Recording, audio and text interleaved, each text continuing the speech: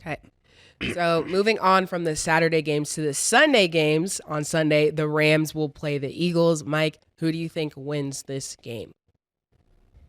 And I do have the Eagles winning this game because when I look at the Rams will beat you with that. I always call it that Puka Cooper thing because Matt Stafford and Puka Nacua and Cooper Kupp is the dangerous combination. But Philly is the best in the National Football League at not giving up big plays. They're not giving up big plays. Matthew Stafford likes to try to take the big plays. That's why they took him out of Detroit and brought him to LA and told Jared Goff, you go to Detroit, because they wanted somebody to throw the ball in the air and throw the ball down the field. And Stafford does that, and Philly doesn't allow you to do that. And that's why I'm going to take Philly. Where a lot of people have been talking about, when you look at Philly, that offense. Dude, last week, that defense was insane. When I got back to my studies, I was looking at how many guys they have from the University of Georgia, where they had that great defense. I think they got 7-8 guys on that team, 6-7 starting. And I'm talking about, you can tell those guys have been playing together for a while because they were swarming. That defense was swarming, and I think that's what you're going to get against the Rams. I got Philly to win that game. Yeah, I'm really undecided when it comes to this game, but if I had to pick one, I probably would say LA. Not that they should win the game. I would think Philly would win it, but with everything going on in LA, maybe they find the fortitude and the desire to win for everybody back at home. That's the only way I could see them winning. Other than that, it's too much firepower on the Philadelphia Eagles. The running game is strong. The quarterback is looking like he's trying to find a way to get back to the championship. And just when people have that sour taste in their mouth from being so close last year to not winning and feeling like they belong there, I think this is the time they get back to at least that championship game. I meant the NFC championship game. Yo, Mike.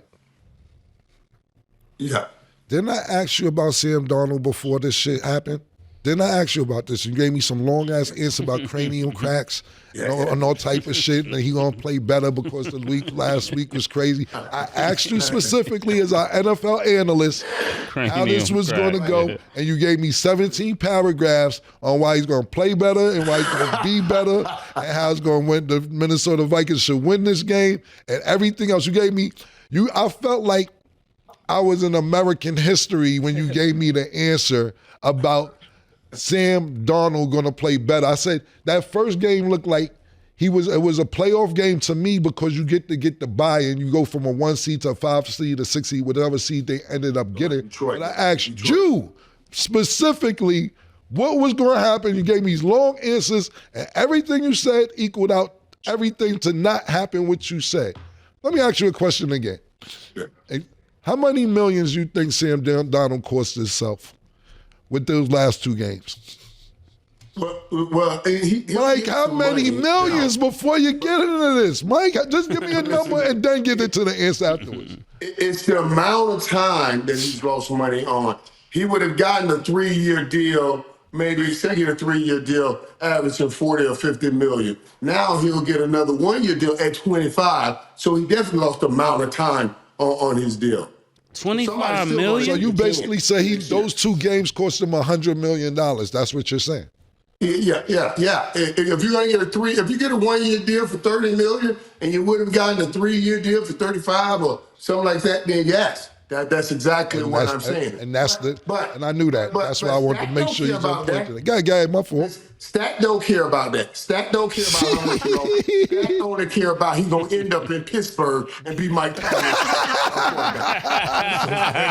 yeah, Mike, you're on fire today. Yeah, Mike. That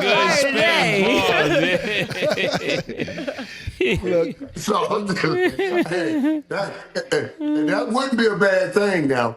Because they won't ask Sam, and this goes to that too, Cam. They won't ask Sam to win the game throwing the ball. They're going to just ask Sam to throw it. Don't lose the game throwing the ball. Just make a few plays here and there. So I think that's here. There's still some work in there. There's still some work for him. Yeah, let me get to the game. I just had to ask you about that, Mike, because when I asked you about the shit last time he was on the show, you gave me, I felt like I was in algebra again, and you gave me this long-ass answer, and everything you said, the opposite happened. Let me tell you what the Joker did, Cam. What? You know what he did to me? Like, I told you, I said, remember I told you, I said he was throwing those balls high because they were coming inside. All right? And now the Joker got scared. He didn't even throw the damn ball. He was hard to throw that damn ball. Boy, you're making me look bad. Throw that damn ball. That's what I was saying, you know, and that's what I was saying about the week when they played the Lions. He looked great all season, but sometimes the moment may be too big for somebody who played great all season. He looked like a deer in headlights. Now, if you look at the box score, his numbers wasn't really bad. He had, I believe, two touchdowns, 275 yards. There was no interceptions. But to Sam Darnold's credit, he was under pressure all game. That offensive line looked, it looked terrible the whole game. And I felt kind of bad for him. Like, God damn, get this nigga a little bit of time to try and do anything. But then when he did have time, he wasn't making the throws that he should have made, that he should have completed. 2 weeks in a row, it looked like the moment was too big for him. And I think that cost him, like you said, $100 million. That's why I want to see if you was on the same page as me. Back to the game coming up. Right. Philadelphia. And one other thing on that, Camp. Yes, sir. Remember what they go back to. What they go back to is remember when he was in New York and he called on camera and said, I think I see ghosts. Right. And now you're holding the ball and afraid. Everybody say, oh, he must be out there seeing ghosts. Right. We can't give a ghost seer $100 million. Absolutely. That's what they're saying. Yeah, absolutely. Because listen, you can sit there and win all season. You could go 17-0. If you don't win when it counts, you don't win when it counts. And that's what it boils down to. You're there for the big moment. Now, do you have to get to the big moment? Yes, but you have to win in the big moment. And it looked like 2 weeks in a row the moment was too big for him. As far as this game coming up, I'm actually going to go with the Rams. Philly should win, but I like the way the Rams' cohesion is coming along right now. Sean McVay, brilliant coach. I like his style. Young, he's a player's coach. He started coaching young so the players could really relate to him. What I think the most important situation with the Rams is that Cooper Kupp is not even really being targeted. He's only being targeted 1, 2, 3 times a game. And Puka, I forget Puka. I don't want to fuck his name up. Puka Nacua. Yeah. Puka Nacua. He looked like he's the number one, but even last game, they had Tyler Higbee, if I'm not mistaken saying his name wrong, he was the number one receiver as far as yards was concerned. So you got Higbee, you got Puka number 2, and then now all of a sudden we got Cooper Kupp as a number 3. Cooper Kupp could be explosive at any given time. I fuck with Cooper Kupp. I like him a lot. And I think that will be the difference. Philadelphia's been winning all season. You know that Jalen Hurts was coming off that concussion protocol, and he may not look his best last week, so maybe they'll have some cohesion coming into this week. You know, we got A.J. Brown reading books on the side, Devontae Adams. All this talk around Philly, but they always seem to win. But I think this is a real interesting matchup. Philly's at home, so they have the advantage, but I'm going to go with the Rams in this game. Even moving forward, and I know we have time to talk about it, I think this is the real kicker. If the Rams win, the Lions win, this is what it's really about. This trade that happened a few years ago. We have Jared Goff. Against Matthew Stafford. You sit there and you trade Goff. He's having an MVP type season, and Matthew Stafford was looking subpar. But to me, until Jared Goff wins the Super Bowl, this trade is beneficial for the Rams because the first year that they traded Goff for Stafford, the Rams went on to win. So it looked like Goff was the problem. So now you got Goff against Matthew Stafford in the ultimate showdown to see who actually won this trade. Now, if the Rams end up being, but let me ask you this, Mike. Let's say these games go that way and we still have games to play. I'm just asking you a what-if scenario. If Goff ends up playing Matthew Stafford and the Rams end up winning, what do you feel about this overall situation with Goff in Detroit? Because Matthew Stafford and them have nightmares. Not Matthew Stafford, Jared Goff. You're right. Nightmares. Go ahead, I'm sorry. But you would be right.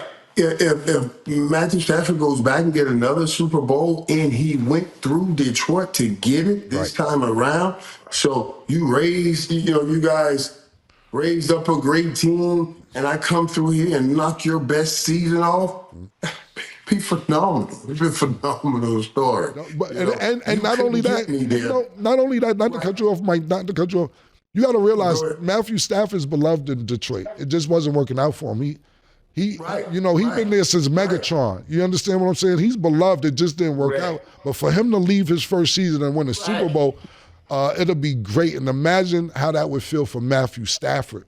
So I think everything To come back through, wait, but to come back through this, Right. So we can still love you, nigga. We ain't had nothing to do with that. Now you want to come back through here and whoop our ass on getting the second one? Nigga, love gone. Yeah. Love is gone. I'm sorry. Yeah. I'm sorry. Yeah. Wait. That's a whole different thing now. Yeah. Now to be honest, So that's why I think that's fascinating. absolutely, that's to me, that's the most intriguing matchup for an NFC championship because of the storyline, the backstory to that situation. Could Philly win? Absolutely.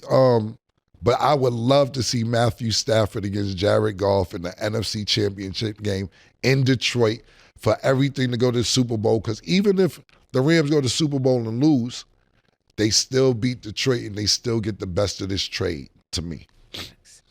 Well, great discussion. Well, I ahead, Mike. would go with the Rams had we not had that book on the sideline.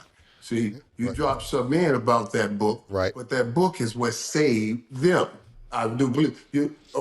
You saw at the end of the game, you saw A.J. Brown and Devontae Smith up there joking with Saquon Barkley because he didn't go and score, didn't get more yards. He dove down too early. Yep. That means the book did its job. It kept his ass calm, even though he only had one pass. I read that stuff. I know because I needed it for me. You see, in these books, they talk about the reptilian brain, and we are more apt to fight than reason. So they teach you to stay calm. Things are not important. Only on the football field can you beat somebody's ass like that. Stay calm. You see what I mean? And it's true. So he was trying to stay calm. And at the end of the game, I still saw happy and joy on his face. So it won't carry over to next week. The book is what's going to keep them on the books for the rest of these playoffs. Well, A.J. Brown, and to your point, Mike, A.J. Brown said he brings the book all the time. This is the first time the cameras caught him with the book. So, that's media, that's camera work, that's people trying to probably make a big deal out of something that's not a big deal. It's just probably the first time that the audience seen it. But he said he always brings the book. Okay. We're going to go to break, and then this next game, Mase, this is actually the game you're going to need your popcorn for because we're going to talk about the Ravens versus the Bills. Don't go